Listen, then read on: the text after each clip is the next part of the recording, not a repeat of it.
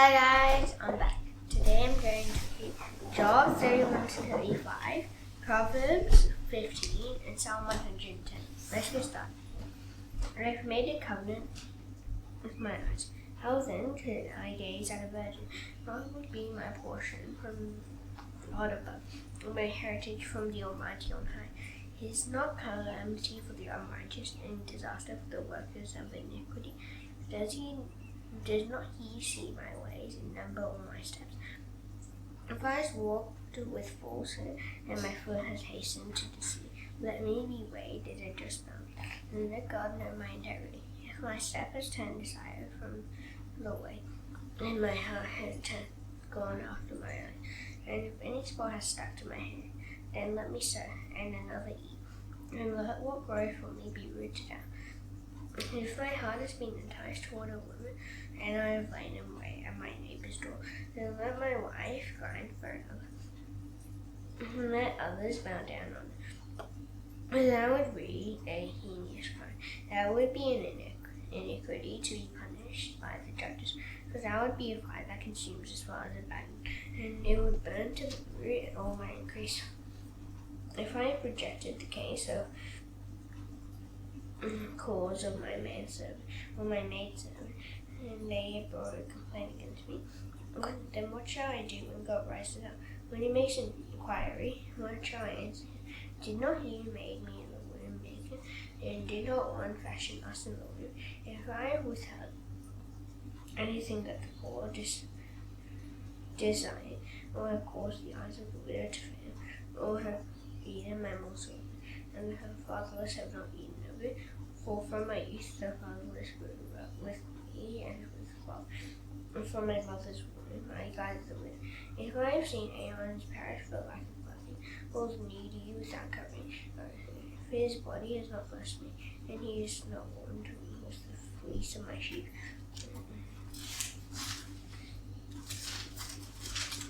if I have raised my hand against the fatherless, because I saw my help in the gain, and let my shoulder blade fall from my shoulder, and let my arm be broken from my socket. For I was in terror of calamity from God, and I could not have faced its majesty. If I had made gold my trust, or called fine gold my confidence, if I had rejoiced because my wealth was abundant, or because my hand had found much, if I had looked at the sunlight shine, or the moon in the splendor, and my heart has been secretly enticed, and my mouth has kissed my hand, this also would be an iniquity to be punished by the judge, for I would have been false to God above. If I have rejoiced at the ruin of him who hated me, or exulted when evil overtook him, I have not let my mouth sin by asking for his life with curse. If the men of my tent have not said, who is there that has not been filled with his meat? The sojourner has not lodged in the street, and I have opened my doors to the traveler. If I have concealed my transgressions as others do, and hiding my iniquity in my heart, because I stood in great fear of the multitude, and the contempt of fear of families terrified me, so that I kept silent and did not go out of doors. I had one to hear. Here's my signature. Let the Almighty answer me. Know that I would carry it on my shoulder. I would bind it on me as a coat. I would give him an account of all my steps. Like a prince I would approach him. If my land had been if I had the indictment written by my adversary, surely I would carry it on my shoulder, and I would bind it on me as a coat. I would give him an account of all my steps. Like a prince I would approach him. If my lands cried out against me, and its forests have wept together, if I have eaten its yield without pain, and made its owners grieve their loss, the thorns grow and foul weeds instead of vine. The words of Job are ended.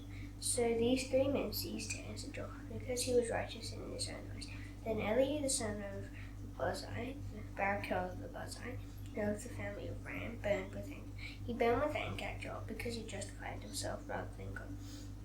He burned with anger at Job's three friends because they had found the answer, although they declared Job to be in the wrong. And now Elihu had waited to speak to Job because they were older than he, And when Elihu saw that there was no answer in the mouth of these 3 men, he burned with him.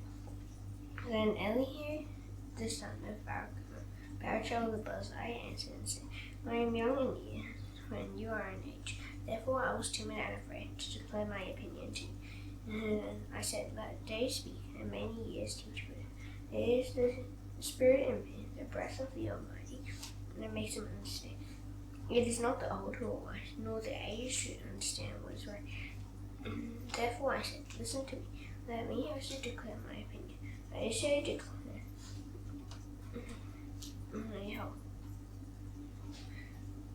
Behold, I waited for your words, and I listened to your wise saying. I already searched out what to say. I gave you my attention, and behold, there was none among you who refused a job or answered his words. Beware lest you say, we have found wisdom. God may vanquish you, and vanquish him, not a man. He has not directed his words against me, and I will not answer him with your speeches. They are dismayed. They answer no more.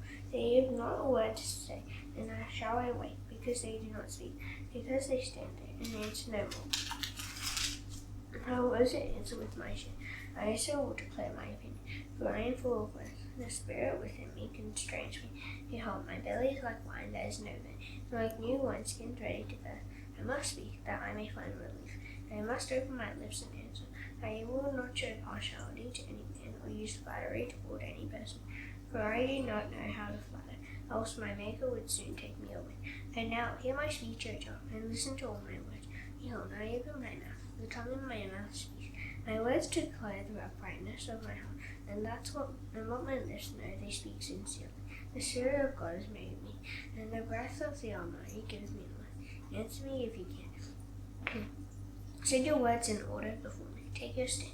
Behold, I am toward God as you are. I too was pinched off a piece of clay.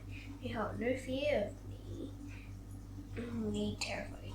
My pressure will not be heavy upon you. Surely you have spoken in my ears, and I have heard the sound of your words. You say, I am pure, without transgression. I am clean, and there is no iniquity in me. Behold, he finds occasions against me. He counts me as his enemy. He puts my feet in the stocks and watches all my paths. Behold, in this you are not right. I will answer you, for God is greater than man. Why do you contend against him, saying, he will answer none of man's words? For God speaks among into though one man does not perceive. In a dream, in a vision of the night, or dreams, when dream sleep falls on men, while they slumber on their beds. And then he opens the ears of men and terrifies them with warnings, that he may turn man aside from his deed and conceal pride from man. And he keeps back his soul from the pit, his life from perishing by the sword. Man is also rebuked with pain on his bed, and with continual strife in his bones, so that his life loads bread, and his appetite the choicest food. His flesh is so wasted away that it cannot be seen, and his bones that were not seen stick out. His soul draws near the pit, and his life to those who bring death. There will be for him an angel, a mediator, one of the 1,000, to declare to man what is right for him, and he is merciful to him, and says, deliver him from going down into the pit. I have found a ransom. Let his flesh become fresh with youth, and let him return to the days of his youthful vigor. Let man praise to God, and he accepts it. He sees his face with a shine of joy, and he restores to man his righteousness. He sings before men and says, I sinned and perverted what was right, and it was not repaid to me. He has redeemed my soul from going down into the pit, and my life shall look upon the light. Behold, God does all these things, twice, 3 times with the man, to bring back his soul from the pit, that he may be lighted with the light of life. Pay attention, O John, listen to me, and let be silent, and I'll speak. If you have any words, answer me, and speak, for I desire to justify you. If not, listen to me, be silent, and I will teach you wisdom. Then Elihu answered and said, hear my word, you wise men, and give ear to me, you who know.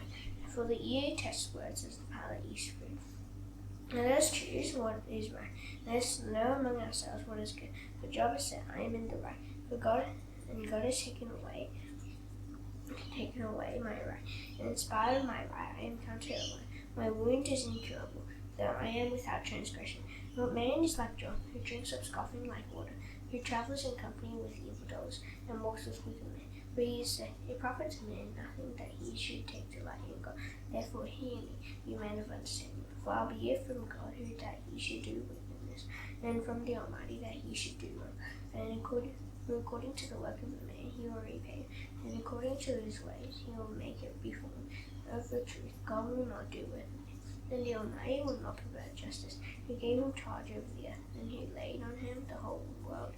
If he should set his heart to it, and gather him to himself his spirit and his breath, all flesh should perish together, and man would return to death. If you have understanding, hear this. Listen to what I say. Shall one who hates justice govern? Will you condemn him who is righteous and mighty, who says to a king, worthless one, and to nobles, wicked man, who shows no partiality to princes, nor regards the rich more than the poor, for they are all the work of his hands. In a moment they die, and at midnight the people are shaken and pass away, and the mighty are taken away by no human hand. For his eyes are on the ways of men, and he sees all his steps. There is no gloom or deep darkness. Their evildoers may hide themselves. For God has no need to consider a man further, that he should go before God in judgment. He shatters the mighty without investigation, and sets others in their place. Thus, knowing their works, he overturns them in the night and day of Christ. He strikes them for their wickedness, in a place for all to see, because they turned aside from following him, and had no regard for any of his ways. So that he caused the city of the poor, cry of the poor, to come true. And he heard the cry of the afflicted. When he is quiet, who can condemn? When he hides his face, who can behold? Whether there be a nation or a man, and that a godless man should not reign, that he should not ensnare the people. For has anyone said to God, I have borne punishment, I will not offend anyone, teach me what I do not see. If I have done iniquity, I will do it no more. He then make repayment to you, because you reject it. You must choose, and not I. Therefore declare when you know. Men of understanding will say to me, and the wise man who hears me will say, Job speaks without knowledge. His words are without insight. Would that Job were tried to the end, because he answers like wicked men. And for he adds rebellion to his sin. He claps his hands among us, and multiplies his words against God. Then Elihu answered and said, do you think this to be just? Do you say, it is my right before God, that you ask, what advantage have I? How am I better off than if I had sinned? I will answer you, and your friends with you. Look at the heavens and see, and behold the clouds, which are higher than you. If you have sinned, what do you accomplish against sin? And if your transgressions are multiplied, what do you do to them? If you are righteous, what do you give to them? And what do you receive from your hand? Your wickedness concerns a man like yourself, and your righteousness is among men. Because of the multitude of oppressions, people cry. They call for help because of the arm of the mighty. But none calls, where is the God my Maker, who gives songs in the night, who teaches us more than the beasts of the earth, and makes us wiser than the birds of the heavens. And they cry, and he does not answer. And because of the pride of evil men, surely God does not hear an empty cry, nor does the Almighty regard it. And how much less than you say that you do not see it, and that the case is before, and you are waiting for it. And now, because his anger does not punish, and he does not take much note of transgression, Job opens his mouth and an empty door, and he multiplies words without knowledge. Proverbs 15.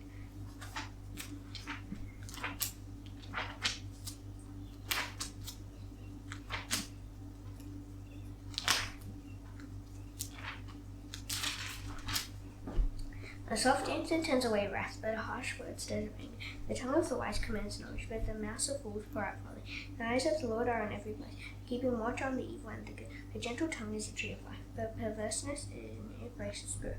A fool despises his father's instruction, and whoever heeds reproof is prudent. In the house of the righteous there is much treasure, but trouble befalls the income of the wicked. The lips of the wise spread knowledge, not so the hearts of fools. The sacrifice of the wicked is an abomination to the Lord, but the prayer of the upright is acceptable to him. The way of the wicked is an abomination to the Lord, but he loves him who bestows righteousness. There is severe discipline for he who forsakes the way. Whoever hates reproof will die. The shower and the bad and light open before the Lord. How much more the hearts of the children of men. A scoffer does not like to be reproved. He will not go to the wise. A glad heart makes a cheerful face, but by sorrow of heart the spirit will crush. The heart of him who is understanding seeks knowledge. Let the mass of fools feed on folly. All the days of the afflicted are evil. That the cheerful of heart has a continual feast. Better is little with the fear of the Lord than great treasure and travel with it. Better is a dinner of herbs where love is than a fattened ox and hatred with it. A hot-tempered man stirs up strife, and he who is slow to anger quiets contention. The way of a sluggard is like a hedge of thorns, but the path of the upright is a level highway. A wise son makes a glad mother, but a foolish man despises his mother. Folly is a joy to him who lacks sense, but a man of understanding walks straight ahead. Without counsel, plans fail, but with many answers they succeed. To make an apt answer is a joy to men, and a word and seed, how good it is. The path of life leads upward for the prudent, that he may turn away from sharp knees. The Lord takes down the house of the proud, maintains the widow's boundaries. The thoughts of the wicked are an abomination to the Lord. Their gracious words are pure. Whoever is greedy for unjust gain troubles his own household, and he who hates bribes will live. The heart of the righteous ponders how to answer, but the mouth of the wicked pours out evil things. The Lord is far from the wicked, but he hears the prayer of the righteous. The light of the eyes rejoices the heart, and good news refreshes the bones. The ear that listens to life-giving reproof will dwell among the wise. Whoever ignores instruction despises himself, but he who listens to reproof gains intelligence. The fear of the Lord is an instruction in wisdom, and humility comes before honor. Psalm 110.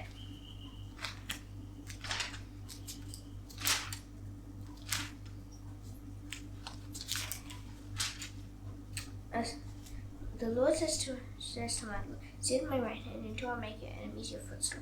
The Lord sends forth from Zion your mighty scepter. Rule in the midst of your enemies. Your people will offer themselves freely in the day of your power, in holy garments. From the womb of the morning, the dew of your youth will be yours. The Lord has sworn, and he will not change his mind. You are free forever, just after the order of Melchizedek. The Lord is at your right hand. He will shatter kings on the day of his wrath. He will execute judgment among the nations, filling them with corpses. He will shatter chiefs over the wide earth. He will drink from the brook by the way. Therefore he will lift up his head. Now that is done, I shall now do the Lord's Prayer. Please bow your heads. Our Father in heaven, hallowed be your name.